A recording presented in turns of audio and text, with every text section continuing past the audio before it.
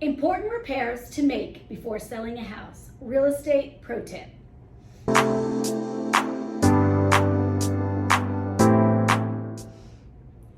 But before we get started, please make sure you click subscribe so you don't miss any of our videos. First up, you want to fix damaged flooring, scratched wood, stained carpet, and old vinyl. Just makes your home seem dated. You get more bang for your buck when selling if you fix your floors. Fix water stains. You may have fixed the issue with the plumbing a long time ago, but never got to that water stain.